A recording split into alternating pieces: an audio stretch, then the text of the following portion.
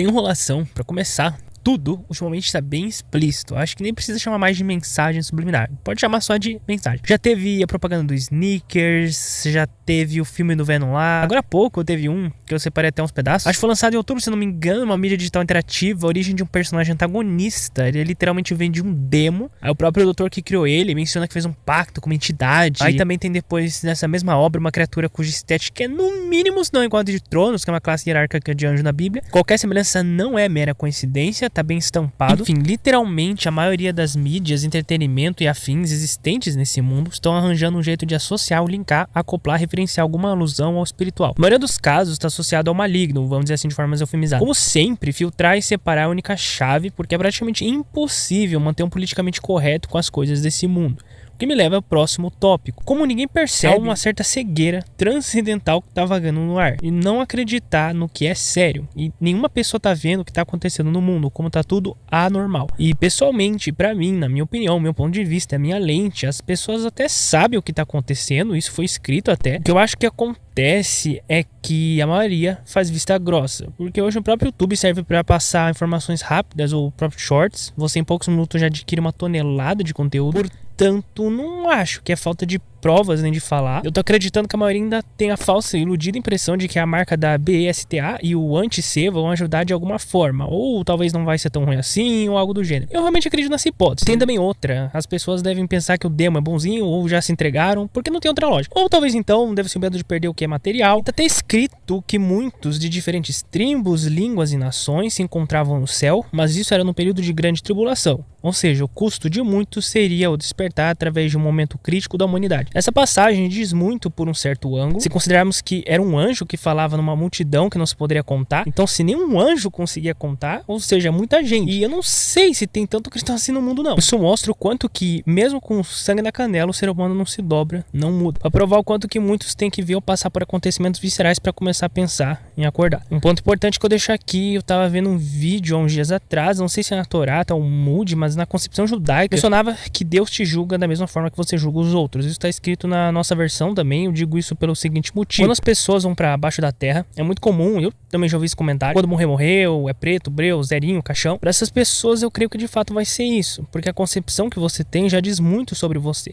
e você é avaliado pela mesma maneira que avalia as coisas ao seu redor e fala também. E eu tô dizendo pelo seguinte motivo: o medo da morte vem para todo mundo, só que a maioria concordar em aceitar a marca ou tampar o olho para a realidade não apaga o fato de que mesmo assim você cai numa cilada. Por isso, até o simples ato de crer pode ser simples no plano físico, mas no espiritual não é. Assim como dizer eu aceito ou eu nego, também tem muito impacto na esfera espiritual. Eu tô falando tudo isso e misturando muito assunto porque tô com certo receio de em breve lascar a censura em vários vídeos e conteúdos. Motivo óbvio, com tantas mensagens explícitas falando da vinda do anti-C, você acha mesmo que vão deixar o vídeo ou qualquer informação em aberto falando dele quando ele aparecer? É óbvio que não. Por isso, eu creio que estamos nos últimos momentos de reter informação, que depois daqui o mundo vai comer literalmente o pão que o diabo amassou. Outra coisa, para quem acha que não vai sofrer, tanto o cristão quanto quem tem a marca vão sofrer, mas a diferença é: aquele que negar a marca e aceitar Cristo vai alcançar a salvação, embora através de morte via perseguição na grande maioria. Agora, aquele que aceitar a marca vai condenar sua alma e pior, ainda vai sofrer de pragas terríveis nesse mundo. Como foi dito, os vivos invejarão os mortos. Então, se usar a lógica, fique do lado de quem vai vencer. Deus não perdeu nenhuma guerra até hoje. Tem também um outro tipo de pensamento que prende bastante nesse momento, que seria não ficar congelado ao tempo. Eu posso dizer isso com certa propriedade, já citei em outros vídeos sobre o vazio da nostalgia, e já fui bastante preso também pelo falso brilho desse lugar. Assim como foi em 2020, muita coisa pode mudar daqui pra frente, e de fato nada poderá ser mais como antes. E pra concluir e terminar o vídeo, indo pro próximo e último tópico, o que eu vou falar agora serve mais pra mim, mas eu andei fazendo uma autoanálise e percebi que preciso tentar deixar o meu conteúdo o menos robótico possível, pelo menos quanto durar, considerando que eu uso o ChatGPT pra me ajudar na produção dos textos.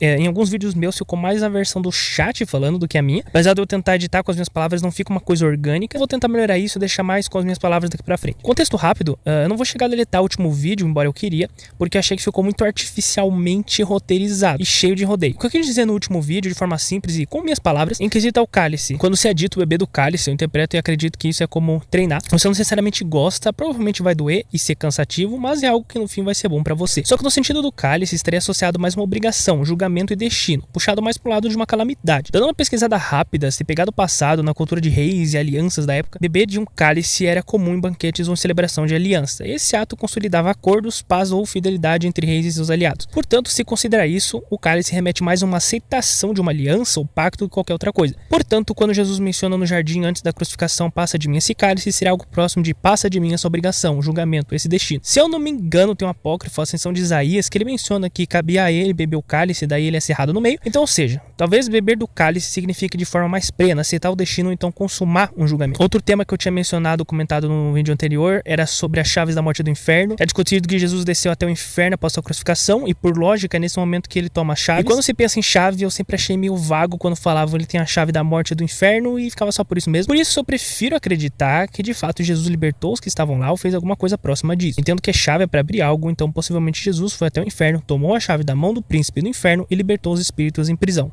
Esse seria o significado mais amplo para mim. Em último, sobre o deserto, esse eu acho que foi o único que eu expliquei direito. O deserto seria um momento, estado, situação na vida de cada um, que é um teste de fato, uma prova por um tempo. Talvez o deserto de um seja uma doença, já de outros é um compromisso, já outros é sentimental e assim por diante. O deserto não é para sempre, é por um tempo. Entretanto, em poucas palavras, é nas situações difíceis que nós mostramos quem somos. Não tenho nada aqui de redizer com as minhas palavras do vídeo anterior. Eu creio que de fato há certos pedaços, parcelas de informações que foram alteradas, modificadas ou tiradas das escrituras, por isso eu tento sempre filtrar o que agrega, e nesse vídeo anterior eu tentei apenas trazer isso, uma informação que estava ali, mas praticamente não vi comentarem sobre. E uma última mensagenzinha rápida para fechar o vídeo: tudo que fazemos nesse momento conta mais pra frente. Eu não vi praticamente ninguém comentar o que eu vou falar agora, mas se você nesse exato momento tá em um relacionamento ou vai decidir de filhos e afins, esse é um momento crítico e tudo que fazemos agora vai pesar no fim se tivermos que abrir mão. Como eu mesmo gosto de dizer, na mesma medida que você se sacrifica por algo, você fica preso em mesma intensidade a esse mesmo algo. Portanto, eu altamente também já fiz isso, de ponderar o que é prioridade nesse momento da sua vida. É compromisso e prioridade, bem-estar com a sua alma, cuidar para não ser literalmente submerso pelas coisas daqui. E eu digo no sentido óbvio, para aqueles que têm escolha, porque eu sei que normalmente, mais velho, nem todo mundo teria como prever passar por isso. Mas quem for mais jovem ou próximo de geração dos anos 2000 em diante, provavelmente pode pensar nisso com uma certa cautela.